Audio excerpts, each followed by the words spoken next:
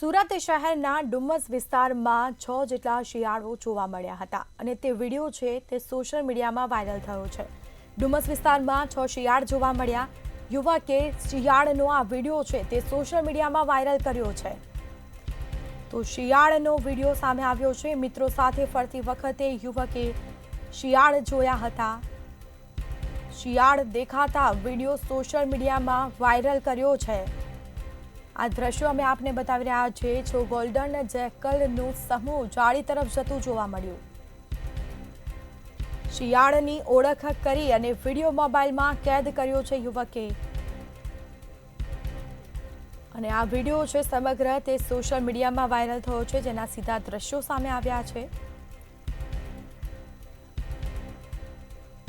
તો મિત્રો સાથે ફરતી વખતે યુવકે શિયાળનો આ વિડીયો બનાવ્યો હતો। શિયાળ જોતાની સાથે જ આ જે ઘટના કેમેરામાં કેદ કરી મોબાઈલ ફોનમાં ઘટના કેદ થઈ છે। શિયાળની ઓળખ કરીને વિડીયો મોબાઈલમાં કેદ થયો છે। જો ગોલ્ડન જેકલનું સમૂહ જાળી તરફ જોતું જોવા મળ્યું।